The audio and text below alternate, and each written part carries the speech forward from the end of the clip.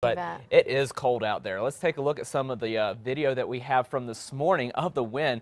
Even the birds having a tough time flying through this. This is just, well, you'd think this would be springtime just from the way the winds are going right now, and thankfully we'll only be dealing with the wind on a one-day deal because the winds will be coming down throughout the afternoon hours today. Just some incredible video of the winds we've had to deal with through the morning, and right now we are still dealing with the wind. This is a live look from the big eye cam, and you can see the flags still going in the wind right now, and they will be at least for the next few hours. And the temperatures coming down as well. 33 degrees the current temperature with a west wind sustained at 24 miles per hour. We're looking at temperatures already starting to drop quite a bit across the northwestern part of the state and into southern Colorado. 16 degrees now in Durango, 21 in Alamosa, 25 in Los Alamos, 30 degrees in Santa Fe. Down to the south and east, a little bit warmer here. The front hasn't quite made it through this part of the state, so we're still at a comfortable 60 degrees in Roswell, 65 in Carlsbad, and 56 in Clovis. But eventually these temperatures will be dropping this afternoon as well. Add the winds on top of these temperatures, and it feels even colder out there. Right now it feels like 20 degrees in Albuquerque, 18 in Santa Fe,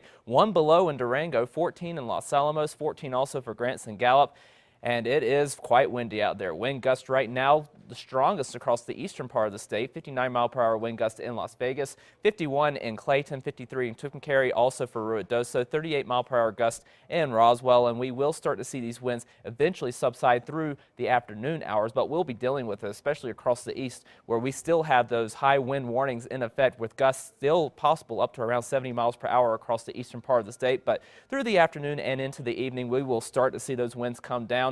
And it looks like tomorrow will be a much quieter day as far as the wind goes. We won't be looking for those extremely gusty winds that we saw today for the weekend. So we'll start to see those winds come down, but we'll also see those temperatures come down as well. We've seen a few snow showers across southern Colorado and into the northwest plateau through the morning hours, especially early this morning. But you can see that we're starting to really have a tough time keeping these snow showers going as we're starting to work in some drier air. Here's a look at the water vapor, which is a measure of how much moisture there is in the atmosphere. And you can see some of that drier air from the southwest starting to work into New Mexico. And that's the reason we're starting to shut down some of those snow showers through the afternoon. So we will continue to deal with the wind, and we may see a couple of spot snow showers across the northern mountains and into southern Colorado, but most of the action will stay well to our north, and that will be the case tomorrow. We'll still have the chance of a couple of light snow showers across the northern mountains, but we won't be looking at much in the way of accumulation. The bigger story will be the colder air that will be moving in for the weekend. Yesterday's highs very comfortable into the 30s and 40s across the north, even into the upper 50s down to the south, but we will be pouring in that colder air around the back end of this system, and by the weekend we are looking at temperatures in the 20s across the north, just below freezing in Albuquerque for an afternoon high tomorrow, and into the 40s down to the south.